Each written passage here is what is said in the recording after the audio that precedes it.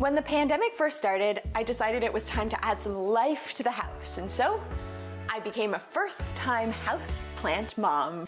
Say hello to all my new buds. But as it turns out, this thumb is anything but green, and I've managed to kill a few plants.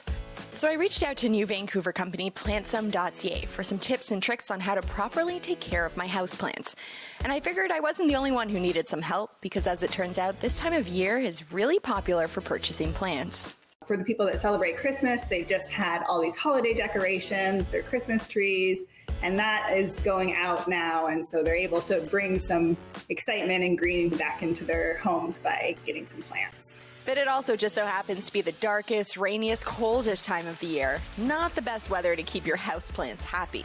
But don't stop believing, because there are some simple things you can do to keep your plants growing even during the winter. One thing is humidity levels. There's a couple things you want to watch out for, including putting your plants too close to a heater or a heating vent, which has really dry air, and then in the summertime, same thing with an AC vent. So it's important to make sure they're getting enough light. Lots of times plants that normally you don't want to have direct light, you don't want to put them in a south-facing window, for example, can be actually moved closer to that window this time of year. And in the winter, because there's less sunlight, they're not photosynthesizing as much, they're not growing as much, not as much activity is happening, so they just won't use as much water. You want to make sure that they aren't super saturated. So what I usually do is I take out my trusty moisture meter, which is just my finger, and I'll poke it just into the soil. And depending on the size of the pot, you might need to go deeper.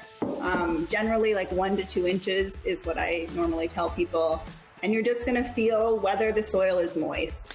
And if you don't have the time to really commit, there are some plants that don't require a lot of attention. Snake plants are very tolerant. They can handle being in a darker spot.